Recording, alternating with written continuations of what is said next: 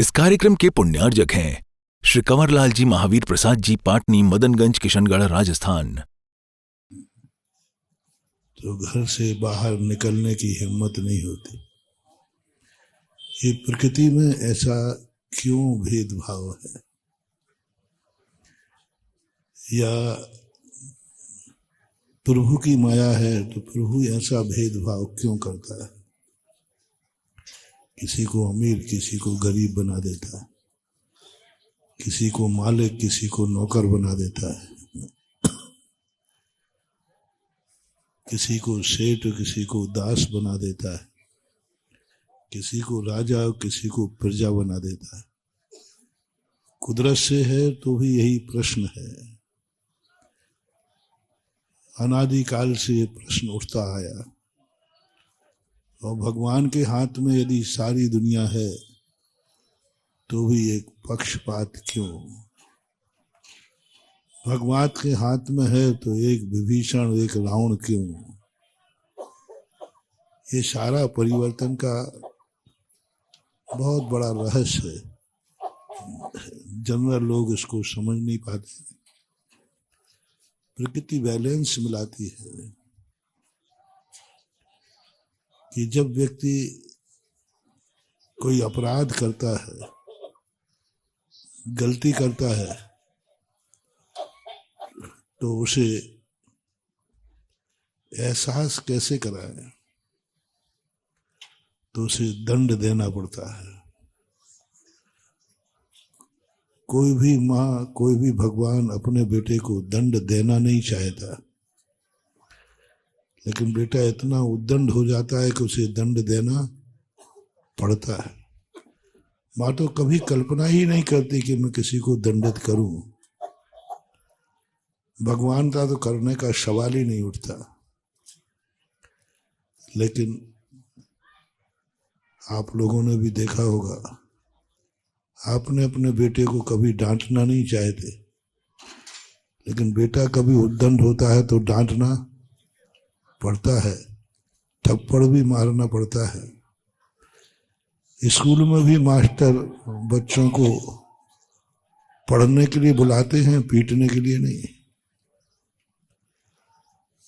लेकिन पीटना पड़ता है। स्कूल में बच्चों को मास्टर पढ़ाता है, पास होने के लिए पढ़ाता है, फेल होने के लिए नहीं। फिर भी कई बच्चों को फेल करना पड़ता है। ये सारी व्यवस्थाएं जो विपरीत देखने में आती है। मास्टर नहीं चाहता कोई फेल हो, फिर भी फेल करता है। वो नहीं चाहता मैं किसी को मारूं, लेकिन मारना पड़ता है। माँ बाप नहीं चाहते बेटे को, लेकिन फिर भी उसको डांटना पड़ता है। इसी प्रकार भगवान और प्रकृति माँ नहीं चाहती है कि हम तुम्हें दुख दें, हम तुम्हें गरीब बनाएं, हम तुम्हें परेशान करें, लेकिन हमारी उद्दंडता वो माँ है। जो माँ प्यार में अपने उद्दंड बेटे को यदि नहीं डांटती है, नहीं थप्पड़ लगाती है, तो एक दिन माँ को निपुती होना पड़ता है। माँ तो एक गलती, छोटी सी गलती के कारण, माँ यदि प्यार ही प्यार बेटे से करेगी तो बेटा खत्म हो जाएगा। इसलिए माँ से कहा गया, तू मार बेटे से इतना लाड़ मत करना कि बेटा गलत भी करे तब भी तू लाड़ करे। नहीं, उस समय जिस माँ को बेटे को डांटने का अभ्यास नहीं है, वो बेटे को खो देगी। एक बेटा था, उसने चोरी के इल्जाम में कोई केस कर दिया, मर्डर आदि। उसको फांसी मिली। फांसी मिलने के बाद उससे पूछा गया तुम्हारी इच्छा क्या है? तो कहा मेरी इच्छा है मेरी माँ को बुला दिया जाए, और मैं माँ के लिए एक गाली देना चाहता हूँ, बद्दुआ देना चाहता हूँ, उसको देखते ही थूक देना चाहता हूँ, और कहना चाहता हूँ कि बिना माँ के रख देना, कभी मेरी माँ जैसी किसी को माँ मत देना। ऑफिसर जो जजेस थे वो एकदम भयभीत हो गए। भाई तू क्या कर रहा है, तेरी माँ तो रो रही है, पिता रो रहे हैं, सब पूरा परिवार रो रहा है, तुझे फांसी लग रही है। उन्होंने तो इतने दिन तक केस लड़ रहे हैं, पैसा खर्च कर रहे हैं। उन्होंने कहा साहब आपको मालूम नहीं है, आप पहले उनको बुलाइए। बुलाया गया, उसने कहा आज मुझे फांसी तक पहुंचाने वाली यह मेरी माँ है। माँ कहता बेटा मैं माँ फांसी पे पहुंचाऊंगी, मैं तो तेरी फांसी लग रही है तो मुझे फांसी लग रही है। बोले सुनिए साहब, सबको हवाला दिया, इसी की बदौलत आज मैं फांसी पे चढ़ रहा हूं, क्योंकि ये मुझे बहुत चाहती है, क्योंकि ये मुझे बहुत चाहती थी, इतना चाहती थी, इतना चाहती थी, कभी मेरे को डांटे ही नहीं। पहले दिन मैं स्कूल में से एक पेंसिल चोरी करके लाया, और मैं भी इतना ईमानदार था, और माँ मुझे बहुत चाहती थी, मैं माँ को हर चीज शेयर करता था। वो पेंसिल मैंने माँ को दिखाई, माँ ये मैं पेंसिल लाया हूं। माँ मुस्कुरा दी, क्योंकि माँ मुझे डांट तो सकती नहीं, क्योंकि बहुत चाहती थी, प्राणों से ज्यादा प्यार मेरे से किया माँ ने, इसलिए मैं फांसी पे चढ़ रहा हूं। उस दिन वो मुस्कुरा दी, मैंने समझा कि मैंने अच्छा काम किया है, तभी तो माँ मुस्कुरा दी। मैंने अच्छा काम किया है, यदि बुरा किया होता तो माँ नाराज होती। तो मेरा हौसला बढ़ा, मैं धीरे धीरे पेंसिल, कॉपी, पैसे चुराने लगा। माँ ने इतना लाड़ दिया, मुझे कभी नहीं डांटा, कभी नहीं कहा बेटा ये पाप है, ये अपराध है, ये नहीं करना। मैं करता गया करता गया, आज इतना बड़ा चोर बना, मेरे से घटना घटी, आज मैं फांसी पे चढ़ रहा हूँ, और इस माँ को धिक्कारता हूँ कि हर संसार का हर बेटा बिना माँ का रह जाए, लेकिन मेरी जैसी माँ किसी को ना मिले। थू। बोले अब मुझे फांसी पे चढ़ा दीजिए। कितनी बड़ी शिक्षा है। माँ मुझे प्यार करती थी, इसलिए उसने धिक्कारा। ऐसी प्यार करने वाली माँ मुझे नहीं चाहिए, और उसने धिक्कार दिया। इसलिए नीति बनाई कि माँ जितना प्यार करे उतना डांटने का भी अधिकार। बोले ये माँ यदि पहले ही दिन मुझे एक थप्पड़ लगा देती कठोरता में, जब मैं पहली पेंसिल लाया था, तो शायद दूसरा केस करने की हमारी हिम्मत नहीं होगी। तो बोलो अपराध का कारण बच्चा हुआ कि तुम्हारी प्यारी माँ हुई। अब आप शेयर करो, आपको कैसी माँ चाहिए। जो तुम गुटखा खाओ और माँ का शाबाश बेटा, वो चाहिए कि गुटखा खाए तो एक थापड़ और लगाए झप्पड़ कि गुटखा मुंह से बाहर आ जाए। दोनों में कौन सी माँ अच्छी है? हाँ, बस यही बात है, अपन को विचार, यही नीति है। अपन लोग अज्ञानी हैं, बालक हैं, हमें डांटने वाली माँ, पीटने वाला मास्टर, और हमें सजा देने वाला न्यायाधीश, और भगवान भी हमें यदि गरीब दुखी बनाता है तो ये हमें बुरे लगते हैं। भगवान ने यदि तुम्हें दुखी बनाया तो तुम्हें अच्छा नहीं लगा ना, ये अच्छा नहीं किया, भगवान ने मुझे गरीब बना दिया है, होता है ना, भाव आता है। ऐसे ही न्यायाधीश जब सजा देता है तो अपन को अच्छा नहीं लगता, मास्टर मारता है तो अच्छा। बस यही बात मोटिवेशन आज कदवा में आया हूं, तो जो भी मेरा सुन रहे हैं और जो लाइव में बैठे सुन रहे हैं, उनको बस एक संदेशा है मेरा कि तुम उस माँ को चाहो जो कभी डांटती भी हो,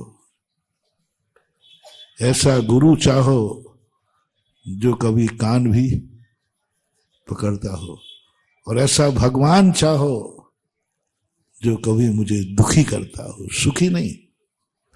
मैं थोड़ी भाषा उल्टी बोल रहा हूं। अपन क्या चाहते, हमें वो भगवान चाहिए जो मुझे नहीं, अपन बिगड़ जाएंगे। अपन बहुत गंदे हैं, अपने संस्कार बिगड़ जाएंगे। हमें वो भगवान चाहिए जिसका डर हमारी आत्मा में। एक विदेशी भारत आया और भारत घूम करके जब वो वापस लौटा तो उसने कहा कि मैं अभी तक भगवान को नहीं मानता था, लेकिन भारत जाने के बाद मैंने भगवान को मान लिया। बोले क्यों? भारत में कोई सिस्टम ही नहीं है, फिर भी भारत देश सबसे अच्छा चल रहा है। इसका अर्थ तो भगवान भरोसे चल रहा है। कोई सिस्टम नहीं होते, सब सिस्टम अपने आप, फिर भी भारत में सबसे ज्यादा शांति है, क्योंकि भारत का व्यक्ति किसी से नहीं डरता, किसी से नहीं डरता,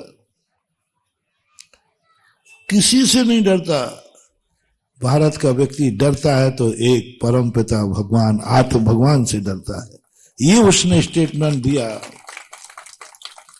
उसको किसी का डर नहीं है, मौत का भी डर नहीं है। भारतीय व्यक्ति मरने से ज्यादा नहीं डरते। अपना सैनिक एक और अंग्रेजों के 18 सैनिक बराबर होते हैं। भारतीय व्यक्ति ना मरने से डरता है, ना किसी दुख से नहीं डरता, बस डरता है तो एक परमात्मा को डरता है, उसके सामने मेरी नजर न झुक जाए। बस कहीं परमात्मा मेरे सामने हो और मैं इतना अपराधी हो जाऊं कि मैं उसे नजर भर के देख भी ना सकूं। क्योंकि अपराधी व्यक्ति बड़ों के सामने नजर उठाएगा या झुकाएगा? बोलो, नजर झुकेगी। परमात्मा मेरे सामने खड़ा है, वो देखने के लिए था और मैं नजर नहीं उठा पा रहा हूं। बस महानुभाव, इतना अपराध मत करना कि कल के दिन परमात्मा तुम्हारे सामने हो और तुम नजर उठाने की हिम्मत भी नहीं कर पाओ। नजर भगवान के सामने, नजर भगवान सामने आए तो जी भर को देखना चाहिए या नजर झुकाना चाहिए? भगवान तो दर्शन के लिए, उनका दर्शन तो अभाग्य। हे भगवान, ऐसा देखूं मैं कि मैं पलक झपकाना भी भूल जाऊं, लेकिन तुम्हारी दशा क्या हो गई? तुम तो आंख ही नहीं उठा पा रहे हो। ये स्टेटमेंट उन्होंने दिया कि भारत का हर व्यक्ति ये चाहता है मैं कुछ भी करूं, बस ऐसा पाप न करूं कि परमात्मा के सामने में भी अपनी नजर न उठा सकूं। ऐसा अपराध न करूं तो मैं गुरु के सामने अपनी नजर न उठा सकूं। ऐसा अपराध नहीं करना कि माँ बाप के सामने भी तुम नजर, माँ बाप सामने खड़े हो वो तुम शर्मिंदा हो रहे हो। ऐसी गलती मत करना जिससे अपनों के सामने ही हम नजर उठाने लायक न रहे। इसका एक ही तरीका है, हमें वो भगवान चाहिए जो दुख देता हो, हमें वो गुरु चाहिए जो कभी कभी आशीर्वाद के स्थान पर, आप बोल दो ना तो अच्छा रहेगा, है ना, आशीर्वाद के स्थान पर कभी कभी थप्पड़ भी मारता हो। वो माँ चाहिए जो हमारी गलती पर थप्पड़ मारने का अधिकार रखे। यदि उस समय वो कहता है थप्पड़ मार देती तो आज मैं इंसान बन जाता चोर के स्थान पर। ये तो हमने तुम्हें एक उदाहरण दिया जिससे समझ सको कुदरत भी एक माँ है। जब भी हमें कोई दुख देती है, गरीब बनाती है, समझ लेना मैंने कोई उद्दंडता की है। उस प्रकृति को कोसना नहीं, बोले बहुत अच्छा किया, ये दंड ही मुझे सही रास्ते पर लगा देगा। परमात्मा को नहीं कोसना। यदि तुम्हें लगे कि ऐसा क्यों हुआ, तो परमात्मा भगवान है, वो दुख नहीं दे सकता।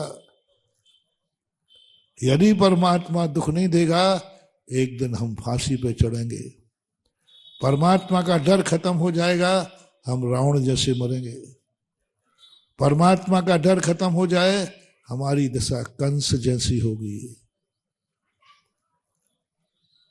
ऐसी दशा होगी कि एक दिन जो भगवान दर्शन के लिए आता है, वही मेरे प्राण लेने आ जाएगा। कम से कम इतना अच्छा बनते जाओ कि भगवान आवे या ना आवे, कम से कम आवे तो प्राण लेवे तो ना आवे। रामचंद्र जी आए कि नहीं रावण के पास? अपन लोगों के पास तो नहीं आए। ये अच्छा है, और भगवान आएंगे लेकिन प्राण लेने आएंगे। दोनों में से तुम्हारा कौन सा मत? एक और है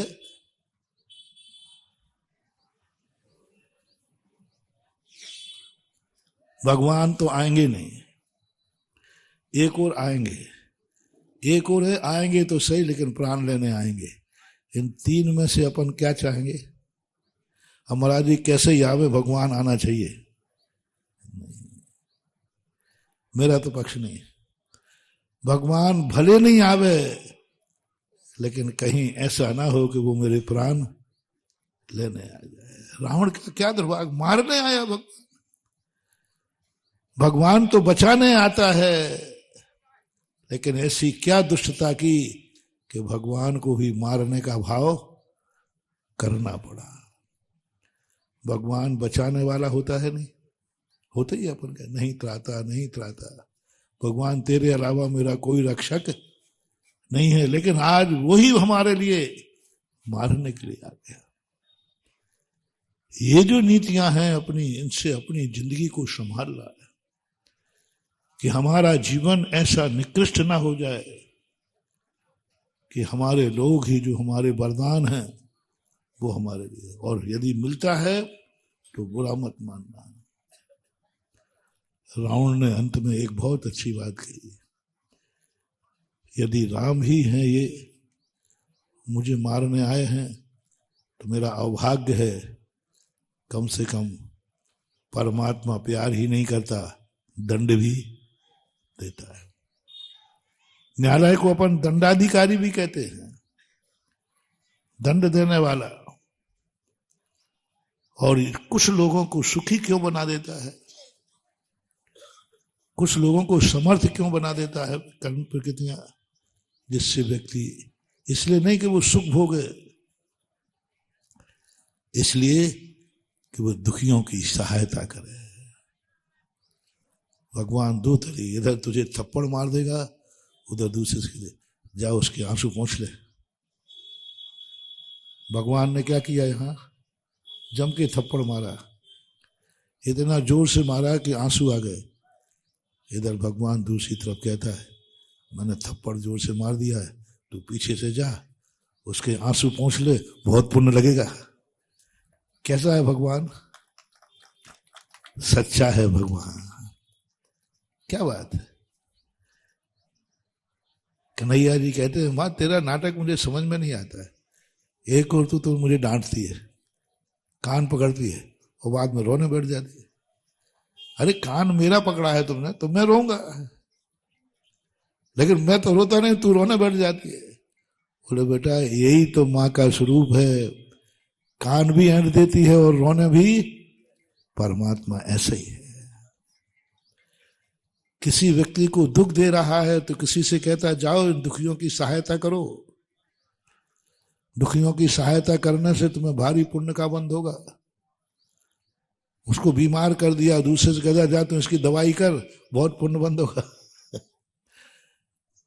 पशु को उधर कट्टी खाने भेज दिया, इधर दूसरे अपने भक्तों कह दिया जाओ उन गायों को बचाओ, बहुत पुण्य बंद होगा। अपने यहाँ मानव सेवा आती ना, दुखियों की सेवा, ये बहुत बड़ा तरीका है। इधर बस में आग लगा दी, उधर रघुवंशी अवनी, क्या नाम,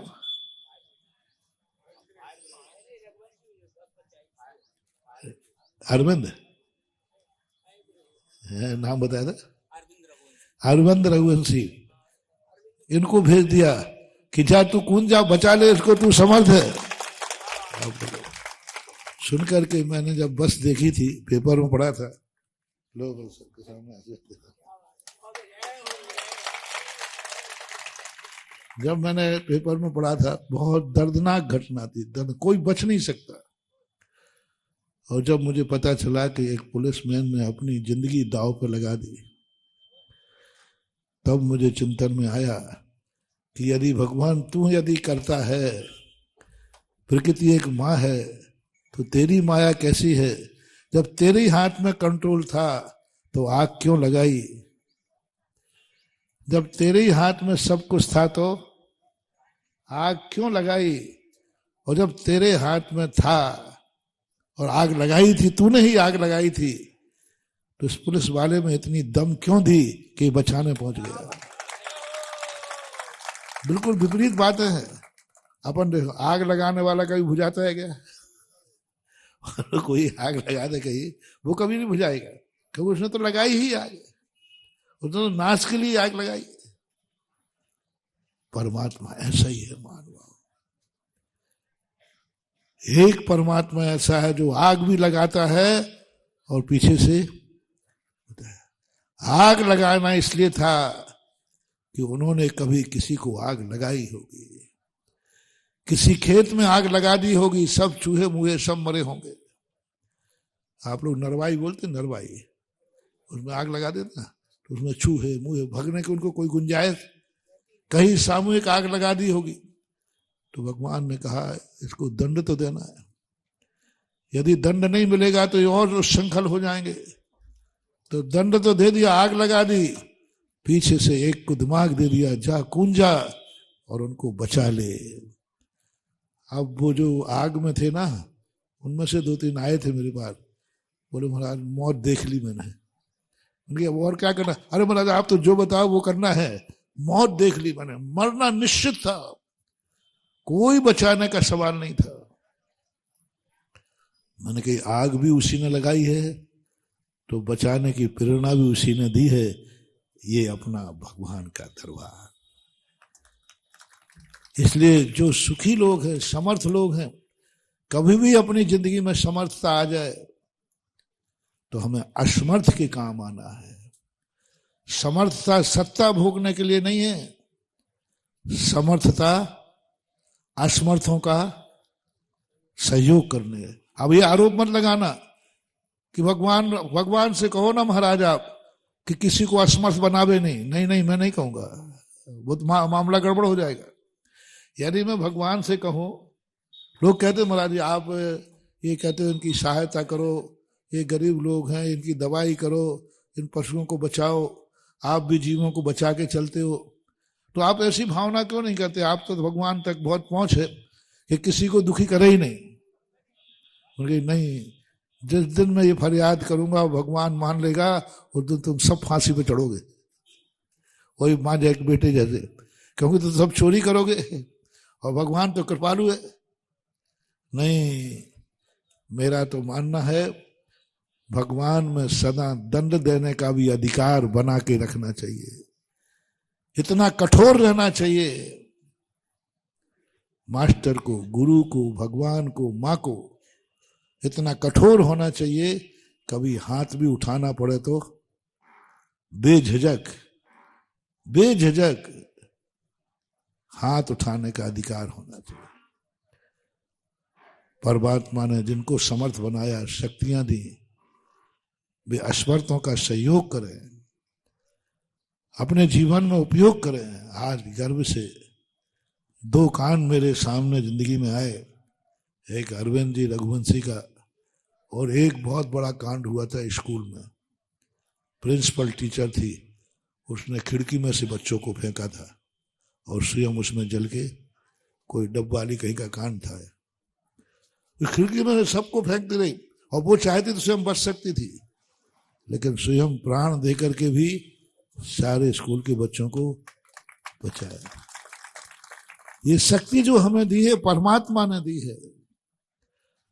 परमात्मा की दी हुई शक्ति कोई परमात्मा मानता है, कोई आत्मा मानता है, कोई कर्म मानता है, XYZ। कोई कहता है कर्म से शक्ति आई, कोई कहता है आत्मा से आई, परमात्मा। अभी ये डिस्कशन ना करके अपन एक ही बात सोचें, शक्ति आई है तो शक्ति को सत्ता के भोग करने के लिए नहीं आई, अय्यासी के लिए नहीं आई है, किसी न किसी असमर्थ की सहायता करने। आंख मिली है किसी अंधे का साथ देने के लिए, कान मिले हैं किसी बहरे के काम आ जाएं, शरीर में ताकत मिली है किसी अपाहिज के काम आ जाए। तो ये हमारी जिंदगी का बहुत बड़ा रहस्य होता है। लोग शहरों में जाते हैं, गांव के लोग, इसलिए नहीं शहर जाना कि वहां ऐसा आराम करना, इसलिए शहर में जाना कि अपने गांव को सुधारना। NRI वालों लोगों से मैं कहता हूं कि आपको विदेश जाना ही है, पहली बात तो मैं जाने नहीं देता, जाते ही हो तो देश विदेश इसलिए जाओ कि अपने देश को समृद्ध बनाओ, क्योंकि हमारे पास समृद्धि कम है। कमाओ वहां और गमाओ यहां। एक शिक्षा हमें एक गुजरात के एक बहुत बड़े NRI से मिली। गुजरात गया मैं, एक छोटा सा गांव था, इतना क्लीन चिट, इतनी बढ़िया सड़कें, इतने बढ़िया मकान, हर व्यक्ति वहां पर पक्के मकान थे, बहुत अच्छा हॉस्पिटल, बहुत स्कूल। मैंने कहा इस गांव में ऐसा कैसे? वो NRI थे, वो आए हुए थे, बोले महाराज आप जैसे संतों ने मुझे उपदेश दिया था कि कभी यदि तुम्हें कमाने की शक्ति मिले, कभी तुम्हें गॉड गिफ्ट हो कि तुम छुओ तो माटी सोना हो जाए। होता है ऐसा, कई लोग जिसमें हाथ डालते उसी में, यदि कभी ऐसी गॉड गिफ्ट मिले तो उसका भोग नहीं करना, ऐसा अय्यासी नहीं करना, उसको असमर्थों में अपने पुण्य को बांट देना, तुम भगवान का रूप धारण कर लोगे। बस मैं विदेश में जितना भी कमाता हूं, हुनर है जितना भी करता हूं, मैं सब कुछ अपने गांव को समृद्ध बनाने में लगा देता हूं। और जो कुछ भी है यहाँ मैंने, मेरा बहुत पुण्य है, विदेश में मेरा बहुत व्यापार है, करोड़ों रुपया कमाता हूं, अरबों कमाता हूं, लेकिन कमाता वहां हो और समृद्ध। एक भी बच्चे को उसने बिना पढ़े नहीं रहने दिया, सबको पढ़ाया, बहुत हाईएस्ट पढ़ाया। और सबसे एक ही कहता है, बस मैं तुम्हें पढ़ा दूंगा, तुम्हें ऊंचाई दे दूंगा, बस अपने हुनर का जो भी लाभ हो वो अपने गांव को, अपने नगर को, अपने देश को देना। बस एक ही संकल्प, उसका कोई संकल्प नहीं कराता, खर्चा मैं उठाऊंगा, लेकिन जब आप योग्य बन जाओ तब उसका लाभ असमर्थों को देना। तो आज रास्ता चलते चलते आ रहा था मन कि बड़े बड़े शहरों की तो अच्छी सड़कें हैं, और अच्छी सड़क वाले विधायकों से, सांसदों से, नगर पालिकाओं से सबसे कहना है कि गांव की सड़कें भी अच्छी करो, जिससे गांव के लोग भी कुछ जी सके। शहर इसलिए मत जाओ कि तुम्हें ऐसो आराम करना है, शहर इसलिए जाओ कि तुम्हें अपना गांव सुधारना है। रिपीट करो मोटिवेशन। बड़े आदमी इसलिए मत बनो कि तुम्हें अय्यासी करना है, बड़े आदमी इसलिए करो किसी गरीब की जिंदगी सुधारना। तुम खूब आराम से बड़े शहरों में जाओ, तुम खूब ज्ञान प्राप्त करो, इसलिए नहीं कि तुम्हें रावण जैसा ज्ञान मिल जाए। रावण भी सबसे बड़ा ज्ञानी था, बहुत बड़ा ज्ञानी था, तभी तो अपने रामचंद्र जी ने लक्ष्मण को, लेकिन ज्ञान किस काम का? तुम्हारे पास ज्ञान है तो संकल्प कर लो, मैं किसी एक अज्ञानी को ज्ञानी जरूर बनाऊंगा कि मैं ज्ञान हूं। धन है तो संकल्प करो कि एक गरीब को जरूर धनी बनाऊंगा। सुखी हो तो संकल्प करो कि मैं इसको सुखी जरूर बनाऊंगा। यदि तुम में इतनी शक्ति आ गई है कि तुम शहर में बस सकते हो, शहर में धंधा कर सकते हो, तो संकल्प करो, मैं शहर में इसलिए नहीं गया हूं कि वहां ऐसो आराम करूं, मैं इसलिए गया हूं कि मैं अपने गांव को भी शहर बना दूं। यदि ये परस्पर उपग्रह जीवानाम जो महावीर का मूल सूत्र था, यदि अपने जीवन में आ गया तो बहुत बड़ी चीज हो जाएगी। हम साधु लोग भी इसलिए महाराज लोग, हम लोग महाराज हैं, चाहें तो आकाश में चल सकते हैं। कल परसों कहा था ना, चाहें तो देवता विमान लेके आ सकते हैं, लेकिन उन्होंने कहा नहीं, तुम जितने बड़े हो उतने ही छोटे बन के चलना। गरीब तो कम से कम चप्पल पहन के चलता है, उन्होंने कहा तुम बिना चप्पलों के पर चलना। गरीब तो कम से कम कुछ फटा चितरा कपड़ा भी तुम उससे भी नीचे करके चल रहा। गरीब तो 2 टाइम खाता है, तुम 1 टाइम में ही गुजारा करना। यानी जितनी परिस्थितियां एक को होती हैं, उतनी परिस्थितियां महावीर ने अपने श्रमण को कहा कि नहीं, तुम्हारी महाराज था, तुम्हारी साधना, तुम्हारी तपस्या इस तरीके से गुजरे कि एक सबसे बड़ा पुण्यहीन है वो भी तुम्हारी रज से पवित्र हो सके। तुम तो विमान में उड़ जाओगे, तुम्हारा तो पुण्य है, तुम्हारा तो पुण्य है, लेकिन तुम्हारी रज से वो रज कैसे पवित्र होगी जो तुम्हारे तक पहुंच ही नहीं पाएंगे। जो तुम्हारे तक पहुंच जाते हैं उनको तो आशीर्वाद मिल जाएगा, लेकिन जो तुम्हारे तक नहीं पहुंच पाते उनका क्या होगा? तो उन्होंने कहा जो तुम्हारे तक नहीं पहुंच पाते हैं उस कदवाव में तुम जाओ। तो ये भी एक प्रकृति का एक तरीका है। समय हो रहा है, आज इतना ही। सबके लिए आशीर्वाद महावीर भगवान है की।